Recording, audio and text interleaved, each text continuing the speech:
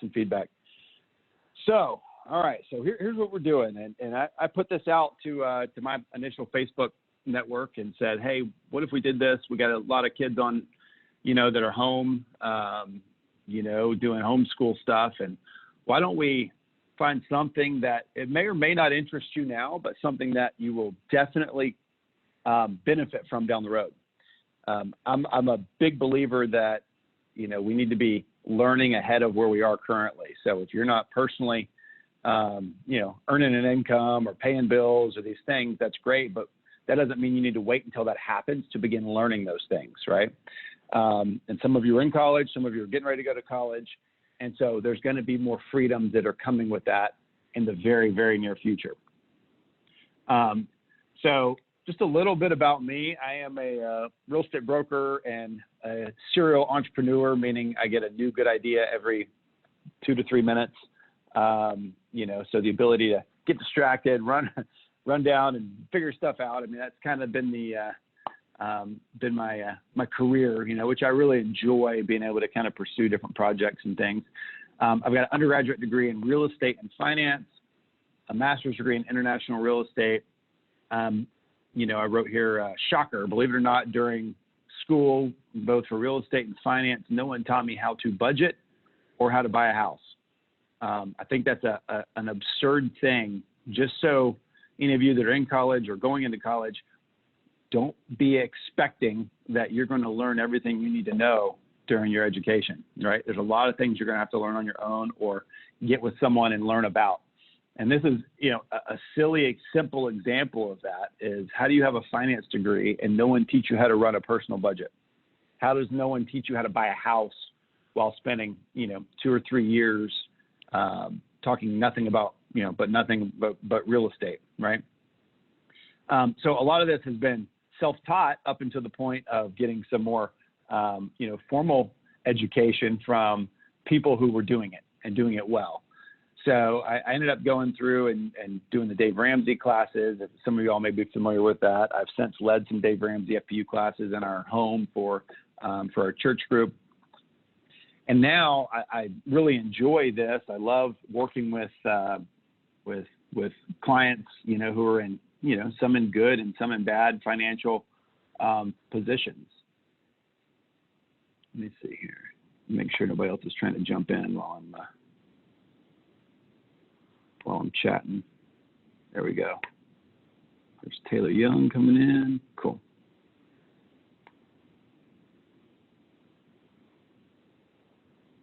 All right. So, all I can say is this is is going to be a step for you to hopefully start having some of these conversations and learning about some of the things that will be required from you in the future. I've been blessed to have been surrounded by some very wealthy people who have helped me to kind of understand these things. And I can confidently say I don't have it all figured out yet. That is for certain. Why I think this is important is, one, let's learn something useful, something tactical. It doesn't matter what your major is. It doesn't matter what your career is. You're going to have to know how to budget personally. People say, well, I went to school to be an engineer, right? Nobody taught me about money. I went to school. The classic one I deal with in business is I went to school to be a doctor. No one taught me about money. I'm making a lot of it, but I'm blowing a lot of it as well. No one teaches you this in school. Most of your professors are going to be absolutely broke. That's just the reality of it. They are not the ones who should be teaching you about personal finance because they don't know how to do it themselves. The sooner you can build this, and it truly is a muscle, I believe. I think it's something you've got to work out. I think it's something that you've got to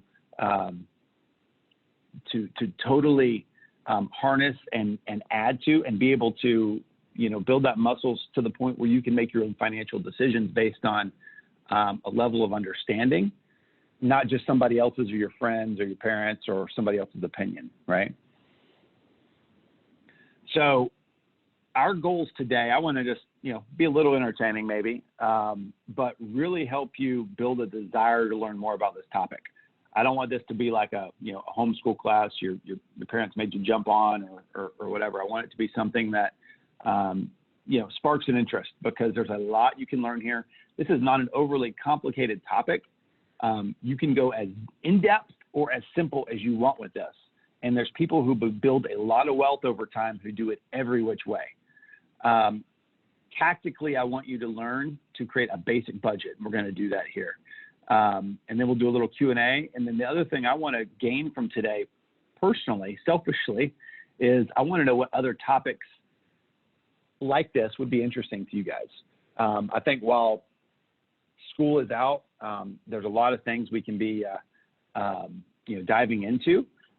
So whether it's around personal finance, whether it's around college, whether it's around careers, there are career sessions I'd like to do. I've got great relationships with a lot of people in a lot of different industries. And so I've been thinking about doing a series regarding, just kind of interviews with some of these different industries. So I want to get some feedback from you guys on that, because we'll keep doing these. If they're of interest, we'll record them. You can watch them, live or later. Either way, I am totally up for it. Let's see. I'm going to do one more check and make sure nobody else is still waiting here to get in. Looks like we're good. All right. All right, so let's just dive in here real quick. So some shocking statistics. The percentages of Americans in debt, right? And you need to look at this based on where you are, based on your beliefs and your views of money, just to know that the future, nobody plans on getting in debt, right? Or people are sometimes taught debt is a good thing and it's a required thing, right? So, but just see this for what it is. This is a 2017 article. 157 million Americans have credit card debt that they do not pay off regularly. So additional credit card debt to pay off. So people say, well, I like a credit card. And that's, probably not a bad thing. You can make that decision for yourself. But when it becomes that more is being spent on there than you can pay, that's when it becomes a problem, right? It's a problem that you cannot catch up with. 44 million Americans have student loan debt outstanding. We've got 330 million people in America. 20% of those or more are under the age of 20, so wouldn't have even had a chance to accrue this yet. So that's a large number. Shredding financial water. A 2017 report from MarketWatch found that half of American households currently live paycheck to paycheck. Half. 19% have $0 saved to cover an emergency expense. 31% have less than $500 in an emergency fund saved. Not surprisingly, about 49% of Americans are concerned, anxious, or fearful about their current financial well-being. I mean, that is just 50% of people wake up concerned, fearful, because they don't have a plan, right? Interestingly enough, low income is not always to blame for financial hardship. Only 1 in 5 people, 20%, facing financial hardship fall below the poverty line and make up less than $40,000 per year. This goes back to the point of the physician, right? Comes out of school, goes to school for a very long time. During that process, I've met these people that rack up $400,000 in student loans, literally, because they're living off their student loans because they think they're going to just make a ton of money when it's over and it will be a non-issue. That is a hard rock to get out from under, right? And so you might come out making $250,000 a year, but you are constantly still living paycheck to paycheck, all the while elevating lifestyle, doing everything you can, to keep up with the people around you. And so this is just, it's not necessarily about income. That's why we want to create this muscle of budgeting now. And then this is one that will be very applicable to you, right? Is student loan debt. More than 40 million Americans have student loan debt. Almost 6 million, 14% of Americans owe more than $50,000 in student loans.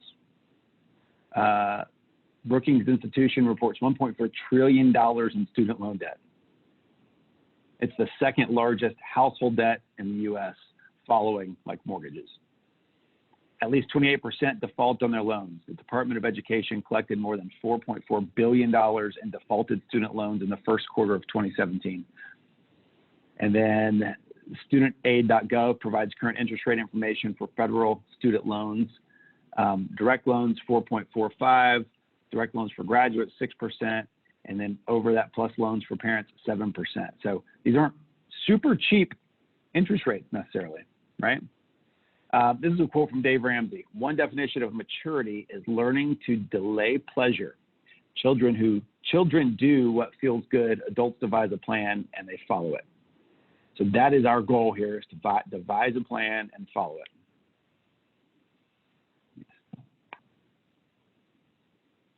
All right. So I'm just going to come back here. I am going to, let me see if anybody else is in before I let Kevin in the meeting. All right. Let's turn the mics off for a minute. So any feedback on that, just basically on some of those statistics? Anything interesting to y'all about that? Shocking. Everyone's unmuted now. There we go, I think, I'll say. Yeah, Justin, it's Taylor, if you can hear me. I think the student loan interest rates being higher than I would originally thought, so that's great info. Good stuff.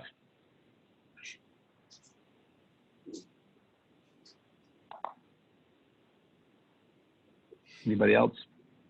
I'm okay with no feedback, but I like, I don't know, I prefer a little bit of communication here.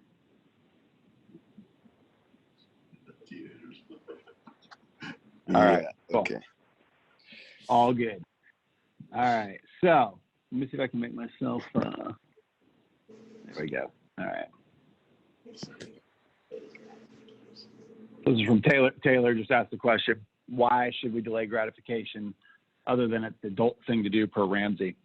So this is kind of what we want to get into with tactically being able to create a budget, is the idea that we can begin to think ahead of having a need versus using debt to satisfy that need, right? Because every time we have an emergency that requires us to go further into debt, what happens? That emergency costs a lot more than it would have otherwise, right? Make sure we gotta mute somebody here. So that's what we want to start to wrap our heads around, is the idea that we can plan these things. And if you talk to most, even adults, right? Most adults are going to say, well, this came up out of nowhere. And half the time, you know, it's things that are very easy to plan for. My tire blew, right? Well, we know tires don't last forever. Christmas came. Well, Christmas comes every year, right? We're always going to have presents to buy, or you know, don't buy presents if you don't have the money, right? So there were other statistics, actually, I considered pulling around that, but probably not applicable to this group. But life does happen. We have to make a plan for life. So what I want to do quickly is run through what, you know, Dave Ramsey plan is for you know, a financial plan, right? So there's a couple, they call them baby steps. The first couple are putting $1,000 in the bank, having $1,000 set away aside where you're not touching it. It's not your operating account. You're not spending it regularly. It sits there in case of an emergency. You could be ahead of, what was the statistic? 50% of Americans by having $1,000 set aside in case of an emergency, right? Car, you know, anything that happens to keep you from going further into debt. Now let's jump into that emergency fund, right? So that is something you could run and do immediately. You could sell enough stuff, get a quick job, you know, whatever you need to do. I know kids these days are selling shoes, you know, buying them and reselling them. You can make $1,000 doing that pretty quickly, I think. I don't know. Whatever you got to do to get that in the bank, that's a good plan. Get it in the bank. The next one is starting to pay off debt.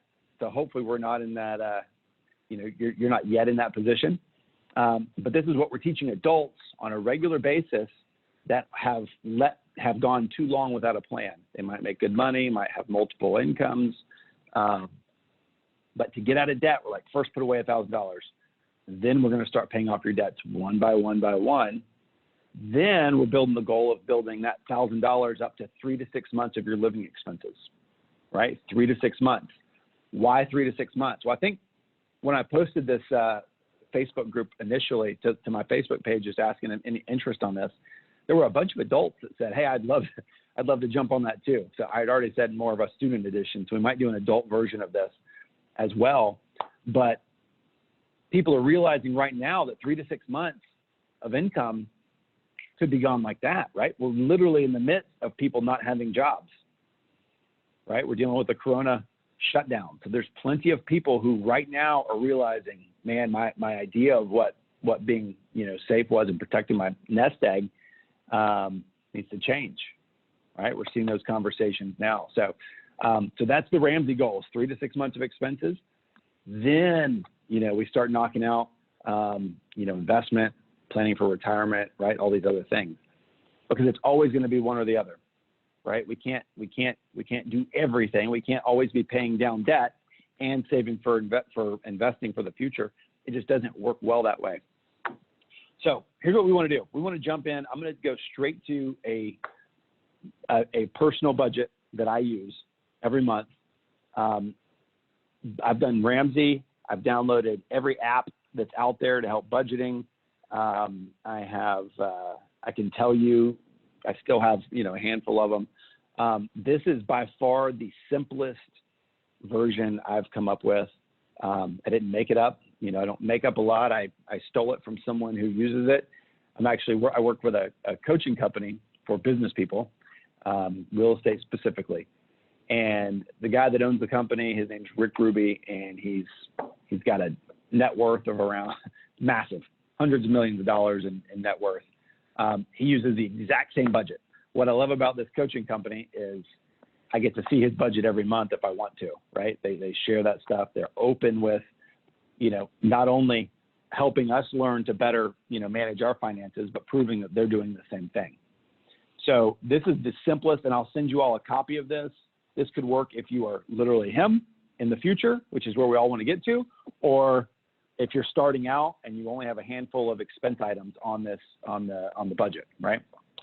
So let me see if I can do a quick drop. I think I can drop up.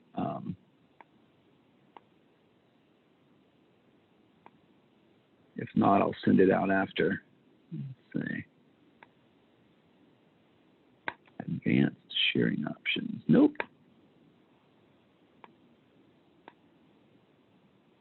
Nope. I don't see how to do it. Okay.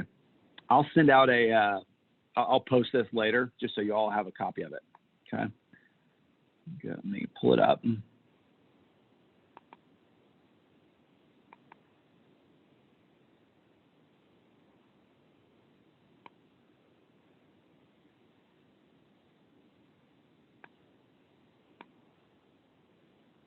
All right.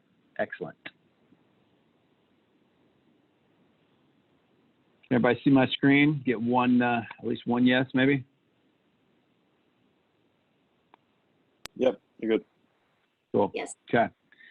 All right. So here's what we're going to do. Let me make this full screen so we can work through this. So this is a simple personal budget. So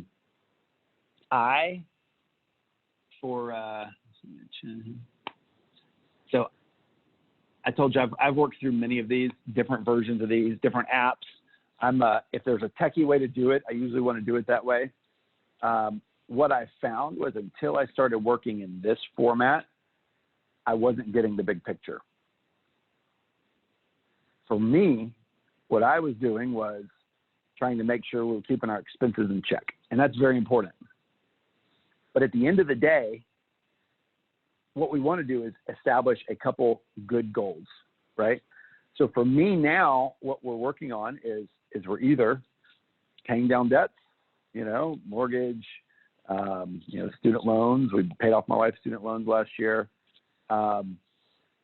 Or we are creating savings and creating margin and planning for savings, right? So what our focus is accounting for every dollar. And this is a consistent theory, a consistent topic you'll hear from Dave Ramsey to any other financial gurus, right? So the goal is we want to make sure every dollar has a place. Dave Ramsey has an app called Every Dollar, and that's the goal of it, making sure every dollar goes somewhere, because I believe, and have experienced this, if you don't tell your money to go somewhere, it'll get spent on something else without question, right? So as savings becomes important, we've got to make sure we're saving. As giving is important, we got to make sure we're giving. And then we're building our budgets in the rest of the remainder, right? So if we know we want to give this much every month and we want to save this much every month because that's how much we have to save to retire one day, then what's got to happen? Well, we've got to make sure our lifestyle is able to fit into the margin there, right? So I want to explain this here and explain, and it'll start to come together. And it took me a while to work through this before I had some ahas. And so I just want you to know it might not make total sense today, but what we're going to get to is a point of having where we can do this monthly, because our goal is to make sure we're always progressing, that we're always moving forward, that we're always putting away for savings, that we're always beginning to grow our nest egg, right? We want to see these numbers with upticks. Eventually, you're going to start saving. You're going to start having a 401k or, an investment account. You might be doing that sooner than later if you really start working this muscle now. So what we have is we've got a spreadsheet. It's a simple spreadsheet. We've got 5 columns. Column 1 is name of our bills. So we've got all of our basic things, right? Column 1 is ultimately just line iteming out what we're spending money on or what we're expecting to spend money on. Okay. Column 2 is the minimum amount owed each month. So what column 2 is going to help us to do is establish, well, how much do I need each month to survive, right? If I need $3,000 a month to survive, but I'm only making $2,000, we've got a deficit. We've got a problem, right? If I need $3,000 and I'm making $6,000, then I've got to make sure I'm accounting for that margin and telling that money to go somewhere, right? So this is going to really help us to lay out and see what our budget is in a very simple manner, right? So it's a spreadsheet. These are all just pre-filled stuff. Feel free and change these, take these, change them. Everybody's going to have their own budget. What I want to make sure we're starting to do, like I said earlier, is starting to think through these things, right? So we use this budget internally at our office, and I have as many. We teach on this budget. We teach our team members and our employees to budget, and we do a monthly budget meeting. And we're not looking at everybody's numbers during this meeting, but what we're doing is we're talking about, are you doing your budget? Are you having problems? Are there things you've added to it, things you've learned that you need to be accounting for that you weren't accounting for? And then ultimately, the big picture is, are we paying down debt that you have? And are you putting away for future?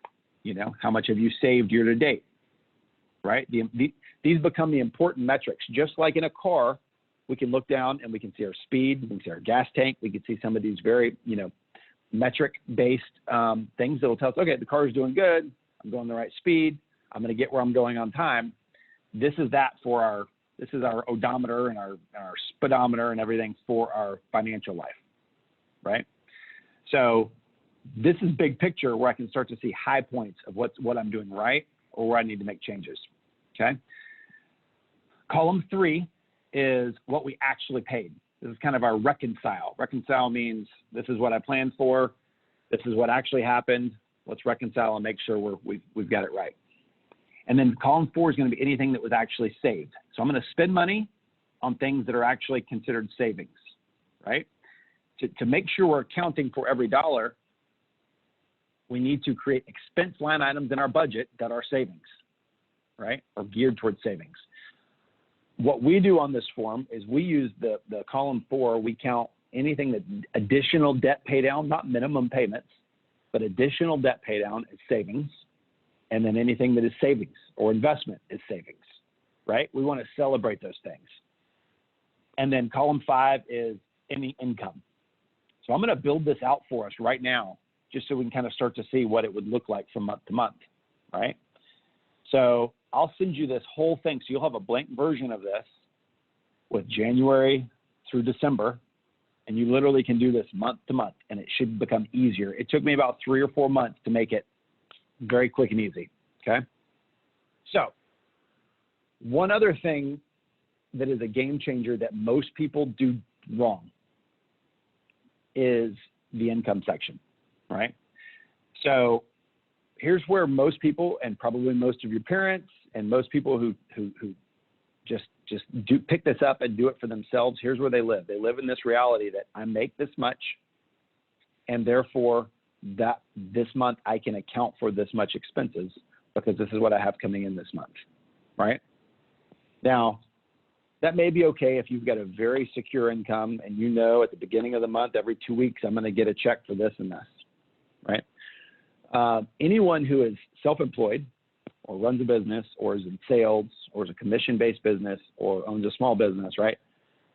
We have to look at this differently. I think you should look at it differently regardless, right? I think we should look at what did I have come in last month, and then I'm going to spend that money over the course of the next month, and here's how I'm going to spend it. That is different. Now, it may not seem that different to you yet, but I promise you it is, because I'm dealing with money I actually have versus money I think I'm going to acquire. Okay? So here's how I'm going to budget here, is I'm going to say, here's what I had in income last month. We're going to put a number on it. So if you're getting out of college, you're going to get your first job, you're probably making, if you got a college degree, making $60,000 a year, right? So by 12, it's $5,000 a month. What are you actually taking home from that, right? We're taking home, I don't know, you're probably paying 15 to 20% in taxes. So I'm going to say 20%.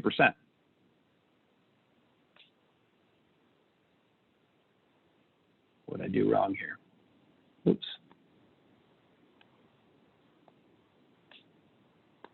So you're making $60,000 a year, but guess what? We've got $4,000 coming in, right? So what we want to deal with is actually cash coming into your bank account.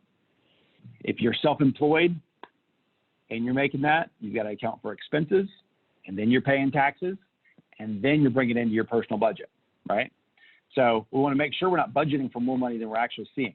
That's a reality check when you get out of school, you start getting your first checks, and you realize, quickly it's not what it was, not the full amount on the contract. All right, so we've got $4,000 a month coming in. All right, that's what we're going to deal with right here. So we're going to start to build out our basic expenses. The basic things that we have to have every month to survive. We've got to have a roof over our head. We've got to have, power, utilities. We've got to have, if we've got a house, we need to maintain the yard. We're going to have a cell phone. It's a reality that it's a requirement these days. So let's start building this out. So this is on a month. So this is January. This is $4,000 I had come into my account in December, right? And y'all feel free and pipe in if you got questions. I'm going through this at as I would at my own pace. So if I skip over anything, let me know. Let's say we've got an $850 apartment.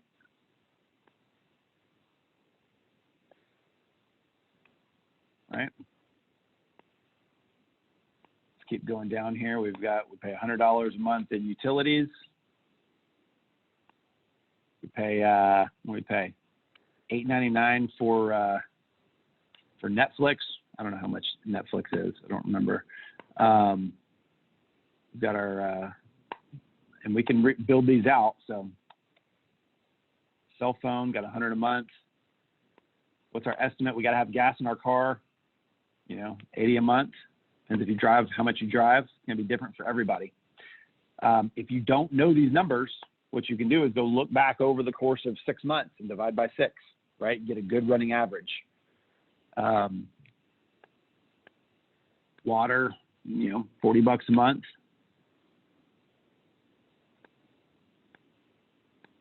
I did cell phone up there. Let's see what else we need. Internet. I'll do internet here because we're in an apartment. Internet, $80 a month. I may be way off on some of these. Everybody's going to be a little different. Let's pretend we've got some credit card debt as well, right? We got $5,000 credit card debt. So what we're putting in this is our minimum amount we have to pay. Let's say it's $120 a month minimum. That's just to avoid going, paying the minimum monthly requirement. Okay. So this is something we're going to be paying down on over time. Okay. Getting here. We've got a car loan. We're paying $350 a month. No student loans. Give me some other ones, guys. What else you got? What's another expense we're dealing with? You don't have daycare yet, hopefully.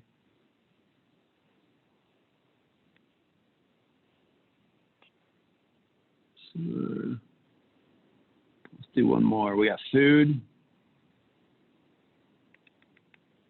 We got groceries here, $100 a month.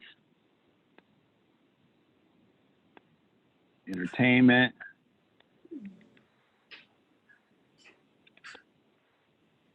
Personal care. Wow. What's that? Hair, nails. There we go. Okay. Got to get those luxuries in. Okay. And then let's just say we like getting a little walking around money, right? So, you know, get $300 in cash every month just for fun. Okay. So cool. So we've got $4,000 to spend. We now have said we need to spend $29, $28, $99, right? That's our number. So this is establishing what our survival number is per month, right? So as we go, we're going to be able to start to say, okay, we know we need this much per month just for basic stuff, right? Really just to survive. This is before any fun stuff. Got a little bit of fun stuff built in there. But we're going to have some of those things every month, right? We want to ultimately kind of line item those. We know they're coming, but we want to line item them. So this is establishing our money market float should be 3 times this number. So this is our goal for how much we need to be able to put away, right, in a reserves account that we can't touch, just for the sake of having that nest egg, right? So we don't start going into debt because of simple emergencies, or the coronavirus shuts us down and we don't get a paycheck for a few weeks, right?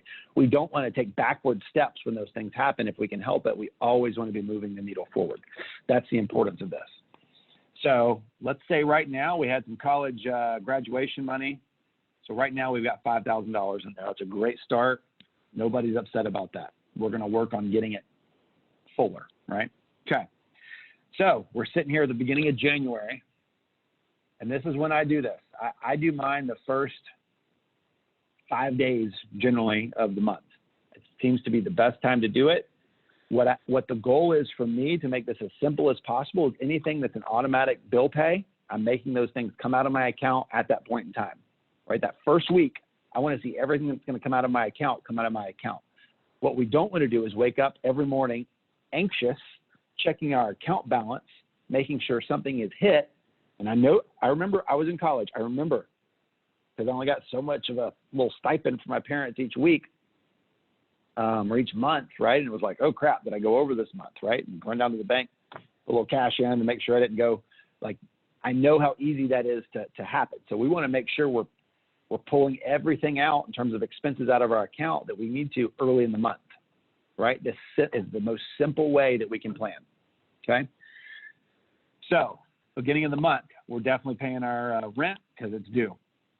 We're definitely paying our car bill because it's due, right? So we're reconciling these things right now. We've got our credit card bill due. So that minimum is coming out, absolutely. This was a little light this month, which is great, right? So these don't have to be the same. Our actual spent may be a little different than our expected amount, our budgeted amount. Gas, so this is something we got a pretty good record on that. We know what that's running. 100 is consistent.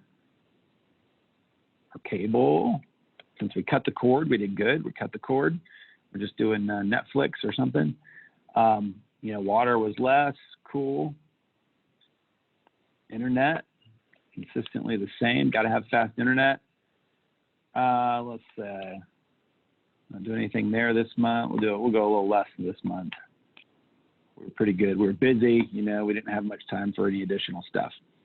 Personal care, man, we got those nails done a couple times with the good place. The gel. I don't know what y'all do. I hear about it. Groceries. Spent a little more than we planned. Great. And I'm going to get, since I was light on my entertainment, I'm going to get a little more cash out this month, right? And so that's going to be the cash is what's going to allow me to go make expenses and purchases, knowing that I'm not affecting my my balance, right? My balance in my account is going to be consistent because nothing else is coming out. At the end of this, here's what we want to see. We want to see our net income for the month consistent and equal to what our actual expenses were for the month. We need to make every dollar have a place, right? Every dollar goes somewhere. So how much do we have left to spend? We've got 4,000 minus 2738. Cool. So we got $1,261 left to spend. So what am I going to do this month? Should I save? I definitely need to put a little more away here, right? This is a target, right? I need to put a little bit more money away here. I also need to get out of debt. So Dave Ramsey philosophy, and this is one of those things that I want you guys to establish the understanding of how to come up with these decisions and make them for yourself. If you're just following somebody else's plan, it may or may not work for your particular scenario, right? Should I pay off my credit card loan, or should I put away for savings first? We've got to have, and we can help with those discussions, but everybody's situation is going to be so different, right?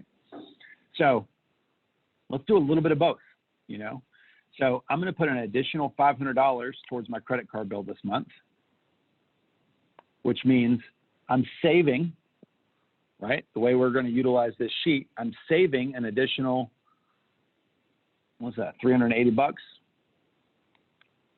Yep, $380 additional that I'm putting up towards that debt this month.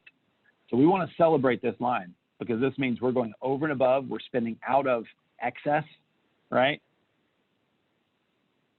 Let's go down here. The other thing we meant to do, we totally forgot. We're going to give our, we're going to do our tithes, 10%, right? So this is the tithe is a biblical thing. If that's something you do, this is how we're going to build it in. If you're giving to something else, we're still on a track. Okay, what are we giving? So this is a $400 that's going to the church. So that's great. So we're going to calculate our giving as well, right? We're going to account for that each month. Giving year to date, $400. Okay. So we've still got some additional money to spend. So we're going to put some additional away into our money market. So we're not saving in these other accounts yet.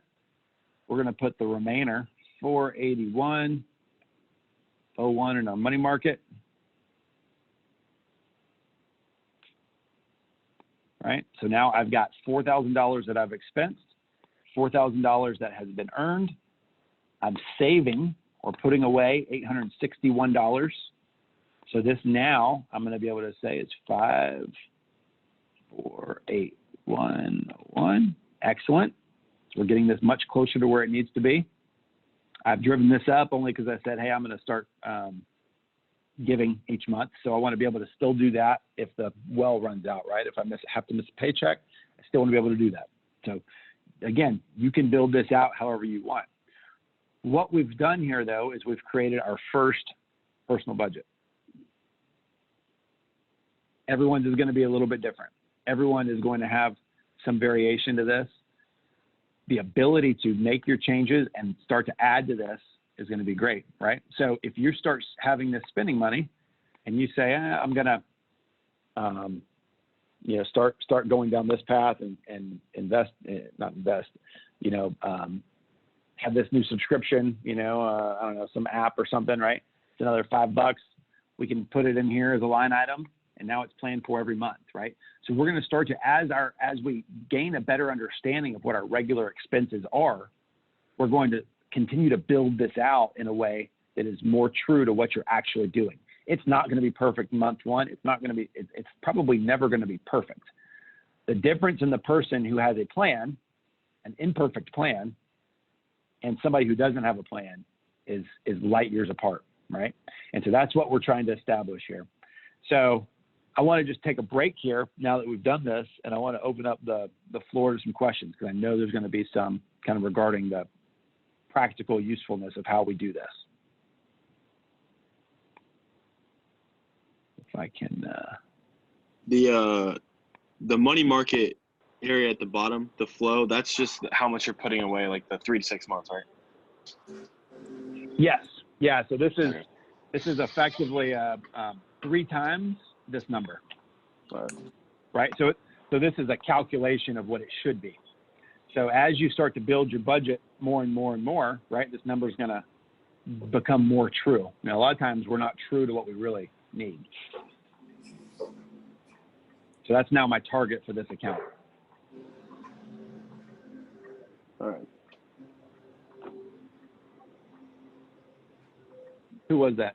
I couldn't tell who was talking. That was Brandon. Hey, Brandon. All right. Yeah. So that's our kind of moving target. The other thing we can do here, and so I'll show you kind of, real quickly how the rest of this works out. All right. So let's just say we have $1,000 kind of basic number in our checking account. Actually, let me do that up here. That's fine. So our total net worth, right, is going to also include any cash to our name, right? And then everything else we're going to have, eventually we're going to have some subtraction of debts, et cetera, right?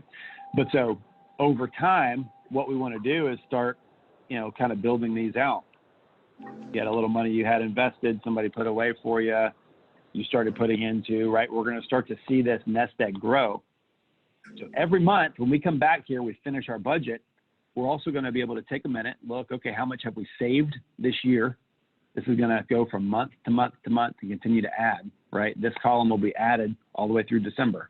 So we'll know this year, if I keep down this path, I'm able to save about, $860 a month. So part of the aha, imagine once this goes away, right? Once we've knocked this out, what's happening? Now I've literally freed up, if I keep this expense kind of consistent, I've freed up $500 a month that now is going into one of these accounts building wealth versus paying down debt, right? So that's why we're gonna work it in this fashion where we're counting this as saved. That's great. We want to ultimately move the needle where this money is not going towards debt, yet it's going towards, some of my ultimate net worth. Make sense? Has anybody worked with a budget like this at all, or any other type of what's your experience at this point with a personal budget? Keeps track of this stuff.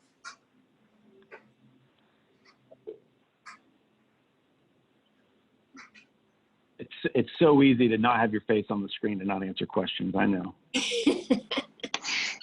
True.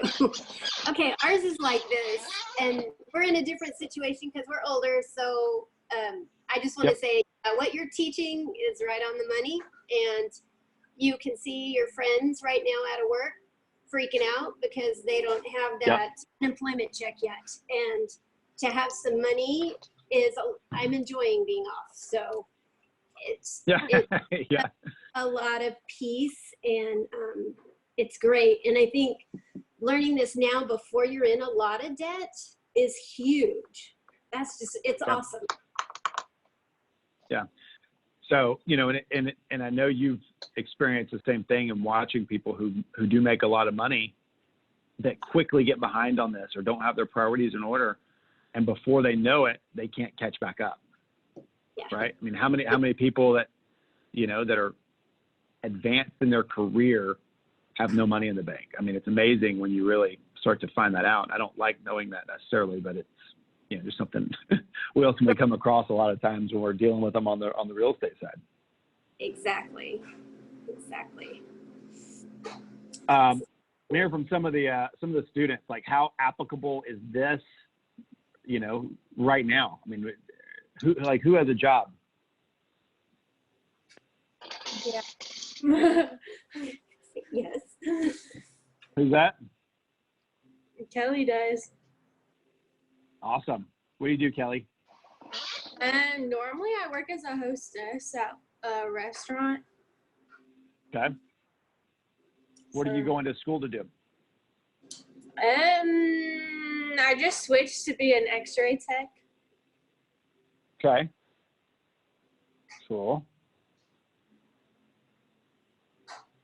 Okay. So this will quickly become, become a reality. I mean, literally 2 years. And, Yeah. Right? You'll do 4 years of school for that? Yeah, I should. Okay. Get to You can do it. We know you can do it. So yeah, I mean, it's quickly, and so beginning to have this, even in college, if you're managing any amount of money, right, on a regular basis, is something you can already begin to put in place. And it's easier now. And that's what, a lot of folks that work with us, that we start getting on this form, they haven't done it for so long that it takes them forever to really actually figure out what they're spending money on. Right. And so you don't want to get to that point where you're, going by 1 month at a time, like dreading doing this because you really don't want to know the reality behind the curtains. So start now, start with it. Even if you only have 3 or 4 line items, even if no money is here to account for, right? Start building this out. You look at it once a month, you talk about it. It'll change your life dramatically moving forward. You'll be in a different position to be able to make these decisions. Any other thoughts? I'm going to send a copy of this out to everybody. And if you would, in the chat, just send me or put your email in there. When you do post it on. When you do your bills that are like every 3 months, every 1 year bills, where do you put them? Do you put them in one, or do you divide them by 12 or divide them by 3? Well, yes, it's good. So, yeah, the beauty of it is, you can do it a bunch of different ways, right? So let's just say you had insurance that was $600 twice a year.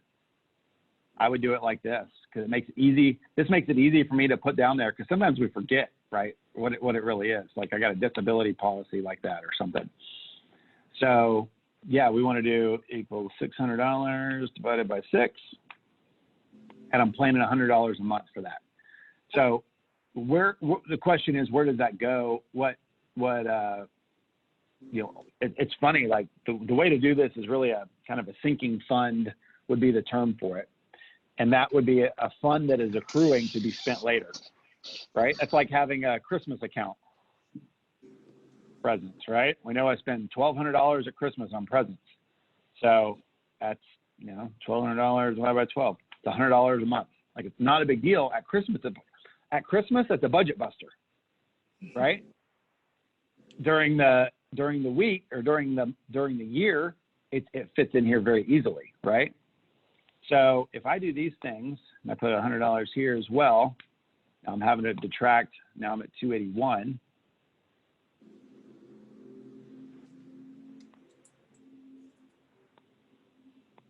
So what we can do, we've now accounted for these expenses.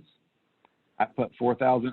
I've rebalanced my budget, right? So we've added something well, but I'm gonna move that money either into. So I would set up a checking account where my expenses are coming out of. I'd have a money market, that's accessible if I absolutely need it in case of emergency. And then we have one I call like a sinking fund account, right? So the sinking fund account is specifically for those types of things. So I'm going to account for it here. It's money I have to my name, but I know it's going to be expensed at some point. You could also put that in the money market and just know kind of separately line item for that. But it's nice to have it separate. So now in January, I've got, I've accrued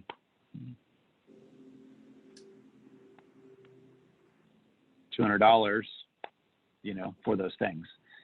And at the end of the day, is that savings? Not really. It's going to be an expense very quickly. So I wouldn't really count it as savings. I'd count it as like planning, like really good planning. Like that's a dialed in budget if you can do that with all of your things that come in regularly. And that's where I'm constantly making changes to mine. I'm like, crap, I forgot that. You just see it hit your account or credit card bill or whatever as a not a monthly expense, maybe an annual expense. And now I've got to rebuild that into my budget. So there's always little tweaks we're making along the way. Like it's never going to be perfect, but that'd be a really good way to do it. Okay. Thanks.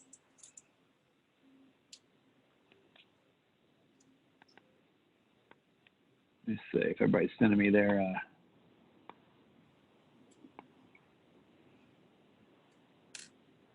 chats here. Y'all are a lively group. Awesome. Let's see. Where's my chat? I'm missing it. All right, so let's see here. We're gonna do one more thing here.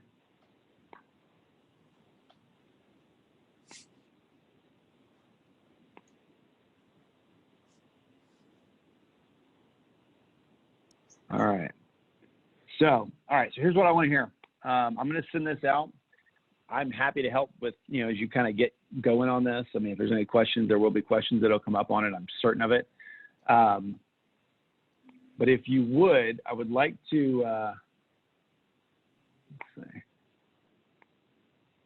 I would like to hear kind of what y'all are additionally would like to learn about. So I'm happy to do more of these. I would like to get people involved to help do them with me. I work with a lot of really good financial experts, financial planners. Taylor Young's on here. He owns an insurance company. They just do a really good job. They've built a business. They've managed these things as a part of the business. So I want to do some interviews with people like that, but I want it to be interesting to this group. So when I was putting this together, it had me thinking, I am almost right at 10, 11 years out of college. I've got a 7-year-old, so in 10 years, she will be getting ready to go to college, right? So I feel like I'm at that point where I'm not your parents, but I'm not so far out that I've forgotten college, So I think it's kind of a cool place to be, that we can kind of start to see, okay, because you will be where I am before you can blink. So hopefully we can help add some value to you in that way. The other piece of that is things that I wish I knew when I was 21, or 20 or 18, we want to build some topics around that. So we're gonna do a little series here. We'll record them, we'll post them. What else? We just got a couple minutes here. What else would be of interest to this group? You can talk or you can write it in the chat. I think just maybe do like kind of another personal budget, but geared more towards maybe going into college, maybe not fresh out. Cause I mean, like for me, I'm going, the next couple of months, I'm gonna be getting first job going in freshman year of college. So maybe one of those spreadsheets geared more towards the expenses I would see. Cause I'm going to be living at home. Okay. So I'm not going to expect too many expenses, but I mean, I feel like that's a prime time to save and put away money, especially if I have lack expenses. So I don't know, maybe planning for that. Yeah, I mean, that's the beauty of it. So part of this I would say is you take that and you start working on that line one. What are those expenses you expect to see, on a regular basis, and start building it out, right? And then let's get together and we can critique it. The biggest thing, as I said from the beginning, is starting to be able to think through this yourself too. Because the better you can be, the more of a ninja you can be with that, with a form like that, without question, you'll be light years ahead of anybody else around you. But we can totally do another one, college expenses. I remember, and maybe around credit. I remember signing up for at college. They try and get you to sign up for credit cards, and I know why now. They get you to sign up for a credit card because I still have the same one that I did when I signed up for it in college. I didn't need it. I think I got a free sandwich for it. If I'm not mistaken, and you get an Amex, and now you're dangerous. So I think I use a credit card still. I've learned to use it, but it can be a very dangerous thing if it's not used properly. So don't do it for a free sandwich. It's not worth it. Okay, so that's good. What else? What are you looking at going into, Brandon? Right now, nursing. So I'm going to be 4 years. And then maybe going back to be a nurse practitioner. So it'll be a master's degree. So 6. Cool. Okay. Yeah, part of the other part of this is being able to kind of think for yourself and determine, okay, well, what's the value add time-wise, for some of these additional careers. That I think there was a time when, I think my parents kind of generation was the first one to really make college a thing. And then, so what's been passed down to us is you got to go to college. And then it became everyone went to college. So therefore you got to get a master's degree to be competitive. And, so now everybody's got a master's. So depending what you want to do, I think the answer to what you need to be doing and how long you need to be in school is totally different, So being able to really get answers to those questions and talk to people who have done it, who are doing it, because there's definitely a time value to getting out and earning something, but then there's also a benefit to delayed gratification and waiting to do it, go to school a little longer for, a bigger, better title and paycheck. So, again, taking just kind of a cognitive approach to some of those decisions are huge. What else? Give me 2 or 3 more ideas, and then we'll conclude. Kelly, what you got? What's interesting to you? Since I'm in college, I don't have like a lot of things I have to spend my money on. But if I had like something I wanted to invest in the bank, what would you suggest? Like in the stock market or something? Yeah. Yeah, probably right now, the best thing you could be doing, I would expect, now this is not my area of expertise necessarily, but I know enough to be dangerous, is a Roth IRA. So you could set that up and you could get with someone who does that, or you could get on, if you know anyone who's in the financial advisor, because a Roth IRA is after tax monies, right? So you're right now, you're at a very low tax rate, right? 'Cause you're not making a lot of money, you're in school. And so it's a benefited, investment strategy for your current position in life. I think you can put up to like $5,000 a year. I think that might have gone up a little, maybe it's 5,500, or somebody would correct me on that. But there's a limit in how much you can put away. But if you could, in the course of a year, say that's a goal, is to max out a Roth while you're in college, I mean, it'd be a game changer. Because let me put this in perspective. If you did that while you're in college, how old will you be when you get out of college? Hopefully like 22, 23. Okay. So let's go out. Let's say you've done that for 2 years over the course of the next 2 years. That's $10,000 that you have. We can run this at, the stock market will earn on average, 8%, something like that. We've been doing a lot better recently, and then we did a lot worse, but, over time, you're going to get a good return on this. So we say we're doing that at 8%. Let me take you out 20 years. No, how long to you? You'll work longer than that. You'll be 22. Yeah, you got 30 years.